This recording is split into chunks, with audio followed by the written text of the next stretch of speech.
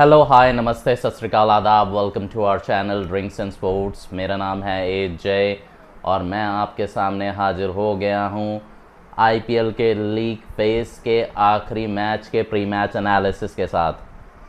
आज का मैच है मैच नंबर 70 आईपीएल सीज़न 18 2025 और होने जा रहा है royal challenger Bangalore versus Lucknow super giants. आगे बढ़ने से पहले आप सभी से रिक्वेस्ट करना चाहूँगा कि please like share comment and subscribe कीजिए भी, करवाइए भी एंड अपने विचार हमें कमेंट सेक्शन में ज़रूर भेजिएगा। आपको हमारा कंटेंट कैसा लग रहा है, as well as bell icon दबाना बिल्कुल ना भूलिएगा। आगे बढ़ते हैं ज़्यादा देरी ना करते हुए। जैसा कि मैंने आपको बताया कि आज का मैच होने जा रहा है royal Challengers Bengaluru versus Lucknow super giants. दोनों ही टीम ये मैच जीतना चाहेंगी। आरसीबी के लिए तो जीतना ज़रूरी भी है, बिकॉज कि आप सब लोग जानते हैं कि आरसीबी लास्ट मैच हारने के बाद थोड़ा सा कठिन सिचुएशन में आ गई एंड अपनी टॉप 2 के स्पॉट की दावेदारी को थोड़ा सा खतरे में डाल दिया। अब नाउ उसमें ट्विस्ट ज़्यादा कुछ आया, वो भी गुजरात टाइटंस की वजह से, बिकॉज वो भी मैच हार गए। अब कल पंजाब ने मैच जीत कर अपना नंबर 1 स्पॉट अपना पक्का सा कर लिया है, क्योंकि थोड़ा सा रन रेट का डिफरेंस है royal Challengers Bengaluru and Punjab Kings में। अगर आज रॉयल चैलेंजर्स बेंगलुरु जीत जाती है आज का मैच, तो फिर भाई लोगों वो अपने तीसरे नंबर से दूसरे नंबर के स्पॉट पे आ जाएगी एंड गुजरात टाइटंस तीसरे नंबर पे आ जाएगी। देन गुजरात टाइटंस खेलेगी आपके eliminator and royal Challengers Bengaluru and Punjab Kings खेलेंगे आपके क्वालिफायर। अब यहाँ पे दिक्कत यह है कि मेरे भाइयों, इनको भेज दिया गया था एक हफ्ते पहले ही लखनऊ के एकाना स्टेडियम में, बिकॉज कि आप सब लोग जानते हैं कि साउथ इंडिया में मानसून आ गया है एंड वहाँ पे हर जगह बाढ़ जैसी स्थिति हो रखी है, सब जगह ही। ठीक है, दैट इज़ द रीज़न ये सारे मैचेस आपको मैं ये तो नहीं कहूँगा कि पहले कहाँ डिसाइडेड थे, मुझे याद भी नहीं है, बट आज का मैच एकाना स्टेडियम में। देन आपके दो जो क्वालिफायर 1 एंड एलिमिनेटर होएगा वो आपका होएगा मुल्लापुर में एंड बाकी के 2 match means qualifier 2 and final खेला जाएगा अहमदाबाद के नरेंद्र मोदी स्टेडियम में। अब जैसा कि मैं आपको बता रहा था कि रॉयल चैलेंजर्स बैंगलोर को भेज तो दिया था एक हफ्ते पहले, तो इन्होंने सोचा कि अब हमारा होम ग्राउंड हो गया। लेकिन आपको पता है आजकल घर से थोड़ी सी नफरत है रॉयल चैलेंजर्स बैंगलोर वालों को। वो कहता है कि भैया हमें घर से बाहर निकालो, हमें घर से बाहर निकालो। तो जैसे ही काना स्टेडियम को सब ने बोला कि हाँ भाई अब तो ये इनके होम ग्राउंड जैसा हो गया है, तो भाई वहीं पर ही इन्होंने सनराइजर्स हैदराबाद के खिलाफ इतना बेकार तो नहीं कहूँगा, लेकिन बट बॉलरों ने पिटाई खाई, बैट्समैन भी कुछ नहीं कर पाए और मींस इनका lower order basically middle order या लोअर ऑर्डर इनका कुछ नहीं कर पाया। टॉप 2 ने तो भैया अच्छा खेला ही था, फिल सॉल्ट और विराट कोहली ने, बट बाकी के खिलाड़ी ज़्यादा कुछ नहीं कर पाए एंड अच्छी खासी मोटी तगड़ी हार मिली इन्हें। अब ये वही चीज़ नहीं दोहराना चाहेंगे आज के मैच में, बिकॉज अगर आज का मैच हार जाता है तो आपको भैया फिर एलिमिनेटर खेलना पड़ेगा एंड ये रॉयल चैलेंजर्स बेंगलुरु और रॉयल चैलेंजर्स बेंगलुरु के फ़ैन बिल्कुल नहीं चाहेंगे। दूसरी तरफ लखनऊ सुपर जायंट्स है। लखनऊ सुपर जायंट्स मेरे भाइयों, आज ऋषभ पंत थोड़ा सा चाहेंगे कि हाँ भाई, और गोयनका साहब ने भी प्रार्थना करी होगी भगवान से कि हाँ भाई हमारी टीम का जो सीज़न है वो थोड़ा सा हाई नोट पे एंड हो जाए। ठीक है, क्योंकि बिकॉज कि पूरा सीज़न स्टार्टिंग का फर्स्ट हाफ बहुत अच्छा खेले, सेकंड हाफ बहुत ही बेकार खेले एंड ड्यू टू दैट पहले 5-6 मैचेस में 10-12 अंक, मतलब कि फर्स्ट हाफ में 10-12 अंक के बावजूद ये लोग सेकंड मतलब कि प्लेऑफ नहीं खेल पा रहे हैं। तो भाई सोचने की ज़रूरत है कि कहाँ गलती हो गई। अब गलती तो हुई है बिकॉज कि 27 करोड़ का खिलाड़ी जब आपका नहीं चलता है और उसे ही आपने लीडर भी बना रखा है, तो और लीडर के फेस पे फ्रस्ट्रेशन दिखती है, लीडर अपना कूल खोता है ग्राउंड पे, रन भी नहीं मारता है। तो ये जो होता है ना कि थोड़ा सा कि जब आपकी सेना का सेनापति ही भैया लड़ाई में हार रहा हो तो भाई बाकी पूरी सेना का तो हारना लाजमी है। सो सिमिलर सा कॉन्सेप्ट हुआ है इस साल लखनऊ सुपर जायंट्स के साथ भी। ऋषभ पंत जो उनके सबसे महंगे, उनके क्या मतलब आईपीएल के इतिहास के सबसे महंगे खिलाड़ी, ठीक है। एंड देन उस हाई प्राइस टैग के साथ बिल्कुल भी वो वफा नहीं कर पाए, उसके अकॉर्डिंगली बिल्कुल भी नहीं खेल पाए। एंड वो जो प्रेशर था हाई प्राइस टैग का, आई थिंक वो कहीं ना कहीं ऋषभ पंत की फॉर्म को एक करारा झटका देकर गया। बिकॉज कि पूरे सीज़न आई थिंक मुझे सिर्फ 2 मोमेंट याद आते हैं 13 मैचेस में, आज का मैच तो मुझे नहीं पता, लेकिन 13 मैचेस में मुझे 2 मोमेंट्स याद आते हैं जब वहाँ पर जब ऋषभ पंत ने 10 का आंकड़ा पार किया हो। मींस एक मैच तो था चेन्नई सुपर किंग्स के खिलाफ जहाँ पे उन्होंने अर्धशतक बनाया था। वो इस सीज़न का उनका इकलौता अर्धशतक है, 60-70 रन, मतलब कि 67-68 रन मारे थे। और उसके अलावा दूसरा था पिछले मैच में जो उन्होंने गुजरात टाइटंस को हराया था, ठीक है, उसमें उन्होंने 19 रन मारे थे। तो मुझे इन दोनों इंसिडेंट्स के अलावा, इन दोनों इंस्टांसेस के अलावा मुझे और कोई मोमेंट या किसी भी कोई और मैच नहीं याद आ रहा है कि जिसमें उन्होंने 10 का आंकड़ा भी पार किया। एंड मेरे ख्याल से ये ज़्यादा मतलब 200 रन, 200 क्या मतलब 150 के आसपास भी नहीं पहुंचे हैं ये अभी तक इस सीज़न में। तो अगर 27 करोड़ का आपका खिलाड़ी 150 रन तक भी नहीं मार पा रहा है पूरे 14 मैचेस में, मतलब 13 मैचेस में, तो भाई कहीं तो कमी रह गई है, कहीं तो कमी रह गई है।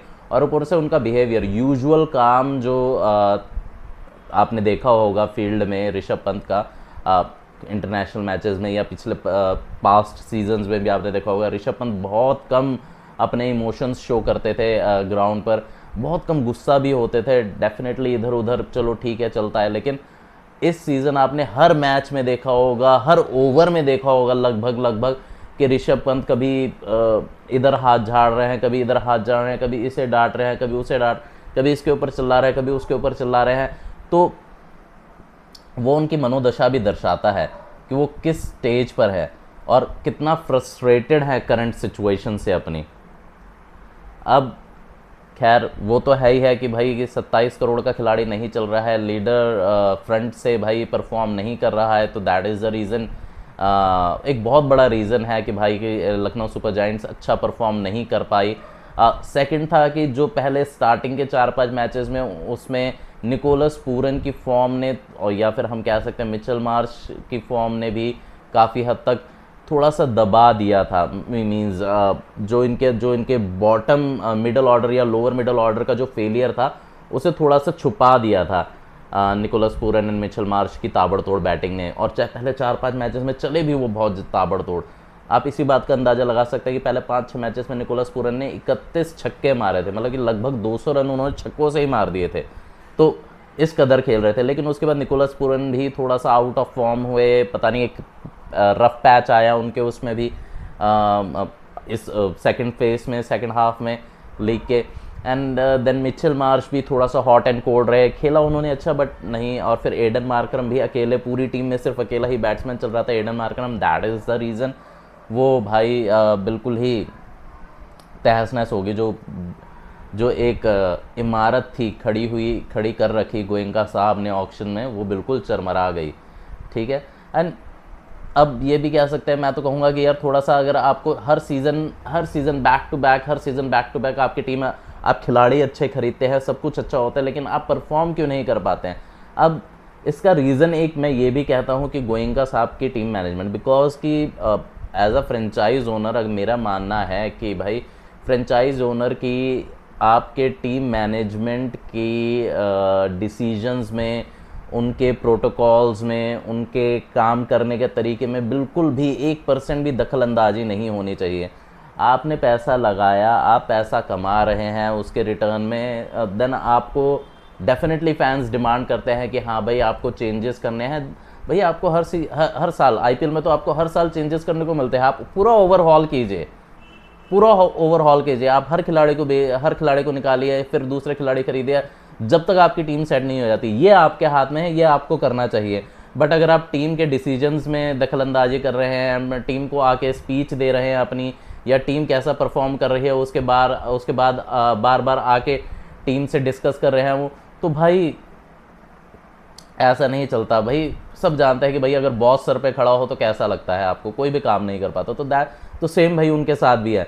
तो अगर एक मेरे को ये भी रीज़न लगता है कि गोइंका साहब की एक्सेसिव एक्सेसिव इंक्लूजन जो है टीम मैनेजमेंट के डिसीजंस के अंदर, आई थिंक जो मुझे लगता है, या फिर आप कह सकते हैं कि ड्रेसिंग रूम में उनकी दखल अंदाजी या उनका बार बार आ जाना, ये भाई बिल्कुल भी प्रोफेशनलिज्म नहीं है, बिल्कुल भी प्रोफेशनल नहीं है। बिकॉज इससे थोड़ा सा इफेक्ट आता है टीम के माहौल में कि हर बार टीम को थोड़ा सा ना सचेत सा रहना पड़ता है कि हाँ भाई ये वो टीम। तो क्योंकि भाई टीम को अपना माहौल क्रिएट करने दो, उनको खेलने दो, उनको अपने हिसाब से खेलने दो, and they will perform good. खैर ये तो थी लखनऊ सुपर जायंट्स की बात। तो लखनऊ सुपर जायंट्स भी चाहेंगे कि मेरे भाइयों की थोड़ा सा जो है कि अपना हाई नोट पे ख़त्म करें। और ऋषभ पंत भी चाहेंगे भाई 27 करोड़ का जो है उसका जवाब आज दिया जाए, ताकि लोगों को दिखाया जाए कि भाई उन्हें 27 करोड़ ऐसी हवा में नहीं दिए गए। वो किस कदर के, किस लहजे के खिलाड़ी हैं या किस काबिलियत के खिलाड़ी हैं, वो शो करना चाहेंगे। एंड अपना प्राइस टैग को थोड़ा सा जस्टिफाई करना चाहेंगे कि हाँ भाई मुझे 27 करोड़ ऐसे वैसे ही नहीं मिले, मैं डिज़र्व करता हूँ वो 27 करोड़। दूसरी तरफ एक बार फिर दोबारा थोड़ा सा रॉयल चैलेंजर बेंगलुरु की बात कर देता हूँ। रॉयल चैलेंजर बेंगलुरु मेरे भाइयों बहुत इंपॉर्टेंट मैच, बहुत अच्छा सीज़न खेले हैं। होम जो 3 इनके होम मैचेस से बेंगलुरु में जो स्टार्टिंग में हारे थे चिन्ना स्वामी में, अगर मैं उनकी परफॉर्मेंस को छोड़ दूं तो बाकी के जो 9 मैचेस थे तो बहुत ही प्यारे खेले थे, बहुत ही ज़बरदस्त खेले थे। ठीक है, एक बारिश में धुल गया था, बट अगर मैं 9 में से एक और कम कर देता तो 8 मैचेस जो खेले थे रिज्यूम होने से पहले आईपीएल के, भाई बहुत ही ज़बरदस्त खेले थे, बहुत ही ज़बरदस्त। उसके अलावा लास्ट के मैच में ड्यू टू वो ग्राउंड से दूर रहना, उनको थोड़ा सा मेरे को लग रहा है कि वो थोड़ा सा ना जो उनकी लय थी उसको हल्का सा बिगाड़ गया वो, क्योंकि बहुत टाइम 3 हफ्ते लगभग ग्राउंड से दूर रहे। देन पिछले मैच में उतरे तो थोड़ा बॉलिंग की लय भी नहीं दिखी, जॉश हेजलवुड को भी मिस करा। देन बैटिंग में भी वो एज सच फ्लेयर नहीं दिखा उनकी। ठीक है, एंड उसी का नतीजा उनके रिजल्ट में भी दिखा लास्ट मैच के, कि इसे हैदराबाद ने भाई उन्हें बहुत मतलब कि अच्छे खासे लगभग 40 रनों की हार उनके मुंह पर थोपी रॉयल चैलेंजर्स बेंगलुरु के। अब एक चीज़ बहुत इंपॉर्टेंट है रॉयल चैलेंजर्स बेंगलुरु के लिए कि भाई डेफिनेटली बैटिंग जो है उनकी हैवी लिफ्टिंग करती है सारी। ठीक है, लेकिन बॉलर्स को भी थोड़ा सा और ज़्यादा जान लगानी पड़ेगी। बिकॉज क्योंकि बहुत प्रेशर वाले मैचेस हैं आगे। आप 1 2 3 4 जो भी 3-4 मैचेस आप खेलोगे आगे, तो भाई वो बहुत ज़्यादा प्रेशर वाले मैचेस हैं। तो डेफिनेटली आपकी पूरी टीम को, जैसे आपने वो 8 मैचेस जिनका मैं डिस्कशन कर रहा था, जैसे वो आपने 8 matches as a unit completely blow away कर दिया अपोनेंट को, वैसा ही आपको परफॉर्म करना पड़ेगा, वैसा ही एक यूनिट की तरह एकजुट होना पड़ेगा और भाई फिर दोबारा परफॉर्म करना पड़ेगा। एंड थोड़ा सा मुझे भाई रजत पाटीदार का फॉर्म में आना बहुत ज़रूरी है, क्योंकि मिडल ऑर्डर जो आपने स्टार्टिंग के मैचेस देखे होंगे उसमें रजत पाटीदार मिडल ऑर्डर को बहुत अच्छा संभाल रहे थे, बट उनका भी वो पैची फॉर्म आ जाना, और ड्यू टू दैट अब देवदत्त पाडिक्कल भी चोटिल हो गए। नहीं तो जो Virat Kohli, Phil Salt and Devdutt Padikkal, या बीच में जैकब बैटल भी, ये तीनों ही अच्छा संभाल रहे थे। ठीक है, उसके बाद रजत पाटीदार आउट भी हो जाते तो लेकिन चल जाता था। लेकिन अब देवदत्त पाडिक्कल चोटिल हुए हैं तो मयंक अग्रवाल है, मयंक अग्रवाल पे मैं बिल्कुल भी डेफिनेटली एक आधी तुक्के में वो पारी खेल सकते हैं, बट इतना मुझे भरोसा नहीं है। तो दैट इज रजत पाटीदार का इस टाइम पे फॉर्म में आना बहुत ज़रूरी है, क्योंकि पिछले मैच में हमने देखा मयंक अग्रवाल आउट हुए, देन रजत पाटीदार भाई थोड़ा सा स्लो खेल रहे थे, बट खैर वो रनआउट भी हुए, किस्मत ने साथ नहीं दिया। बट स्टिल जिस तरीके से रजत पाटीदार खेलते हैं, जिस काबिलियत के वो खिलाड़ी है, थोड़ा सा अच्छा उन्हें इन आगे आने वाले 3-4 मैचेस में अच्छा खेलना पड़ेगा अगर टीम को अपनी पहली आईपीएल ट्रॉफी जितानी है तो। देन एक और मैं चीज़ आपको बता देता हूं कि भाई आज रॉयल चैलेंजर्स बेंगलुरु अपने 2 खिलाड़ियों को बहुत मिस करेगी। जॉश हेजलवुड ने ज्वाइन कर लिया था, लेकिन आज का मैच शायद वो नहीं खेलेंगे, शायद वो नहीं खेलेंगे। As well as Tim David को आई थिंक हैमस्ट्रिंग में खिंचाव आया था, तो वो भी आज का मैच के लिए अवेलेबल नहीं होंगे।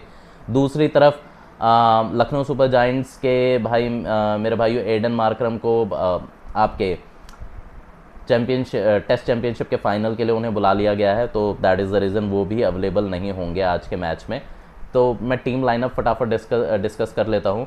तो अगर मैं रॉयल चैलेंजर्स बेंगलुरु की बात करूँ तो मेरे भाइयों विराट कोहली, फिल सॉल्ट, आपके Mayank Agarwal, Rajat Patidar, then Liam Livingstone को खिला सकते हैं, एक और मौका शायद दे दे उन्हें। देन जितेश शर्मा है, रोमारियो शेफर्ड है एंड कृणाल पांड्या, ये बैटिंग लाइनअप रहेगी।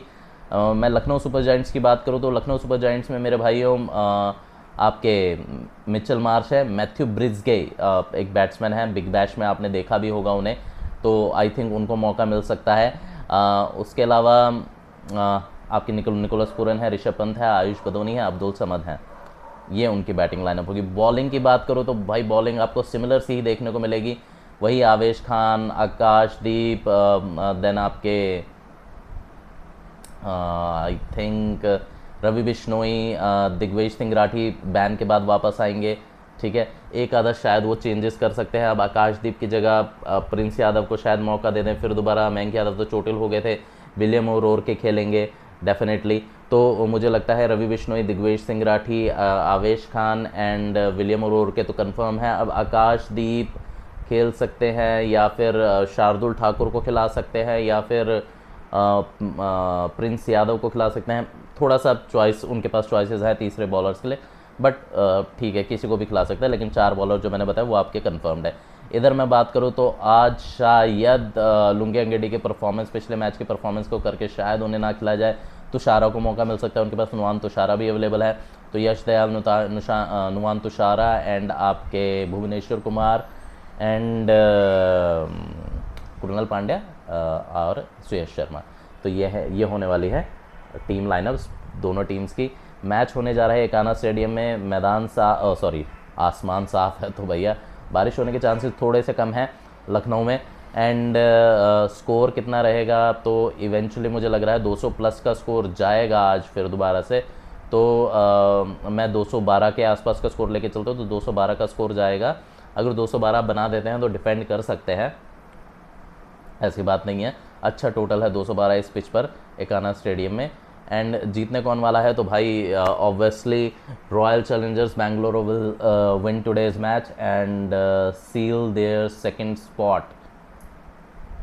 Number second spot in the IPL table and will play eliminator 1 in Mullanpur with और अगेंस्ट पंजाब किंग्स। तो भाई विशेष है हमारी रॉयल चैलेंजर्स बेंगलुरु के साथ, भाई एक अच्छा मैच दिखाइए और जीत के जरूर आइए। तब तो अभी के लिए अलविदा, मिलेंगे आपसे पोस्ट मैच अपडेट में। थैंक यू, धन्यवाद, जय हिंद।